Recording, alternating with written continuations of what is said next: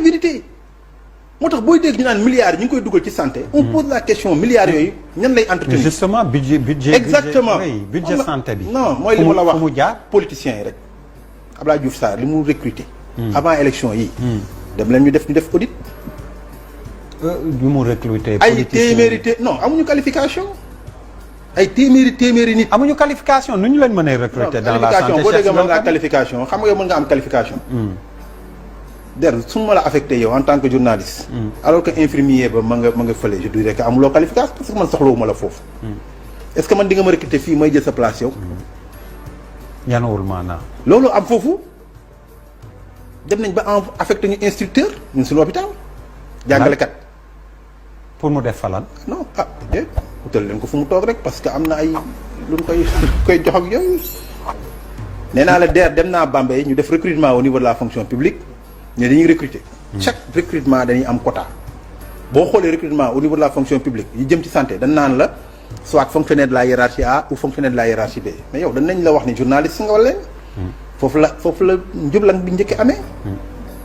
dem naa Bambey ay agents yoo xam ne pendant 20 ans ñu ngi travailler ci structure bi nekk ay aides-soignants ñu ne luñ soxla pour ay recrutement au niveau de la fonction publique politiciens yi ku ci nekk joxe sa quota biir Bambey ñu recruter fa ñaar kenn ki bi ñu koy jël mosul dugg santé restaurant la yore woon keneen ki j'ai beaucoup de respect pour les chauffeurs non ba j'ai beaucoup de respect pour ñuy liggéey ci mbalit mi mais ci oto mbalit la doon liggéey nga dem Fouta ñu dem fa en tournée on a posé les problèmes les gens ont dit que dinañ ko régler dinañ dem ci ministre ñu régler pour ñu signer infirmier parce que am na ay infirmiers yu bëri sage-femme parce que dafa am ay poste de santé xam nga boo amee def ci personne baal ma yow di ngay wax ni est-ce que ministre de la santé ci boppam bañ a yëg moo la gën a xam ni mu demee mais intéressé wu ko woon ça l'a jamais intéressé xam nga lu ko intéressé man ma ñëw Cheikh ma politiqual ko lu ma laaj mu jox ma ba ci nomination directeurs yi DER ba ci nomination directeurs yi laa la wax direction yu bëri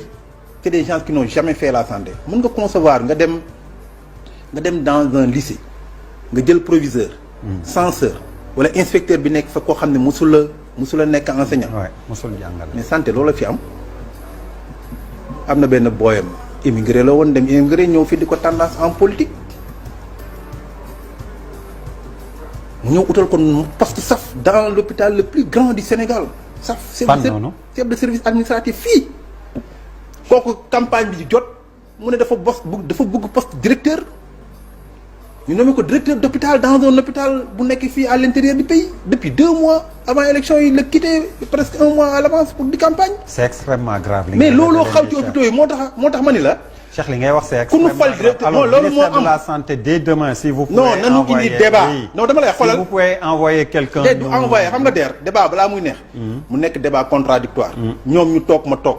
ma indi kayit ak ay preuves. sinon bu ma fi jógaatee suba dinañ la wax leneen loo xam ni. da ngay yaakaar ni loolu mooy dëgg te man ci télé laa wax.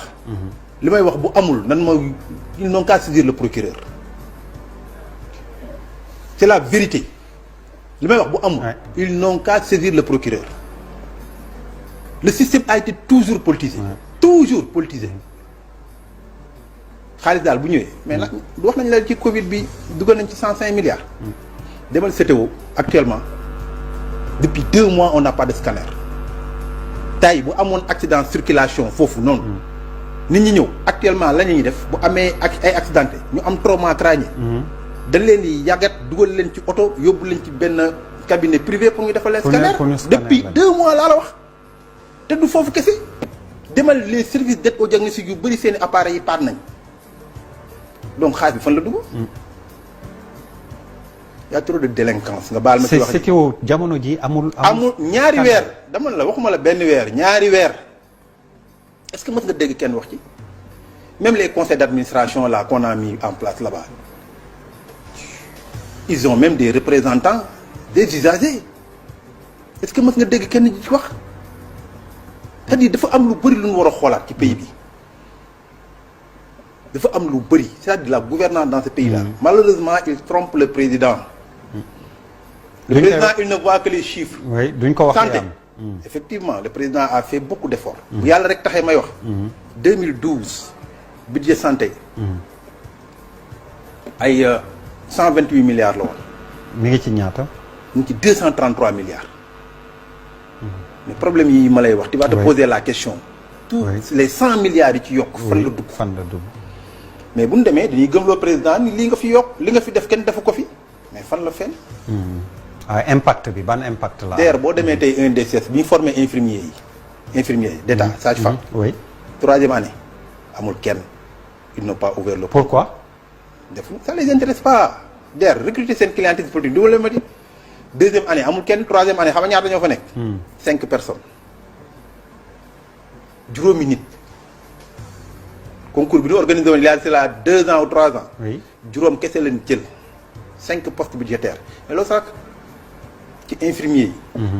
demal ci ñi nga xam ni mooy sunu genre yi mooy les kinésithérapeutes les anesthésistes réanimateurs les techniciens en ophtalmo en biologie ñi nga xam ñooy analyser.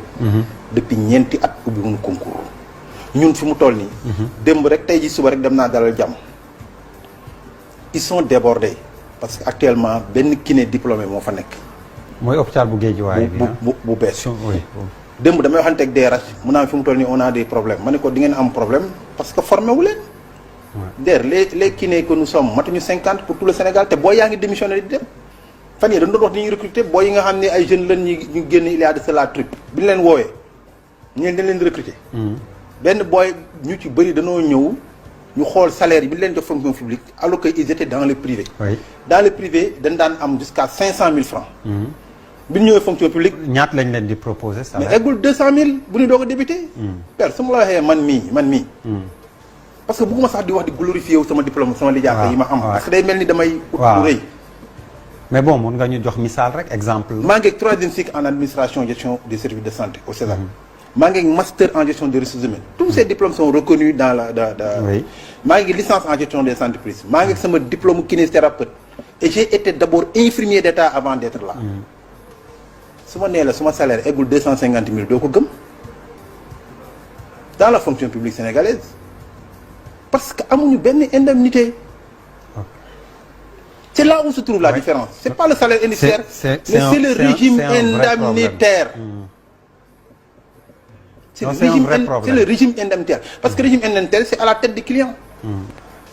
c'est de la manière qu'on a réglé les universitaires. universitaires looloo leen daloon dañ doon ñëw nga gis koo xam dina am salaire presque 1,5 million wala 2 millions.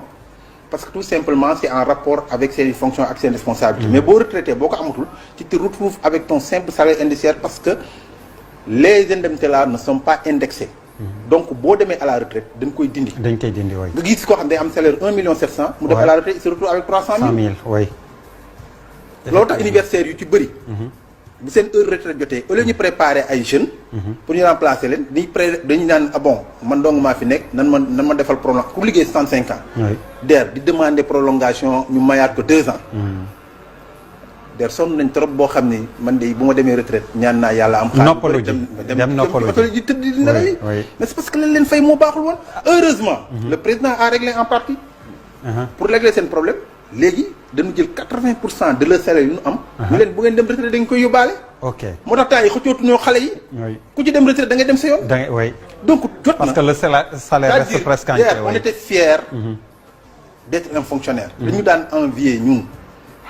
ku nekk fonctionnaire dañ la daan envier. mais léegi c'est le contraire. alors nga rappelé ñu ndax waxtu wi jot na kañ ngeen jàpp ni di ngeen dem mouvement grève bu dee waxtaan bi sottiwul. mois prochain 23 nga wax suma. 24 25 ak 26 26.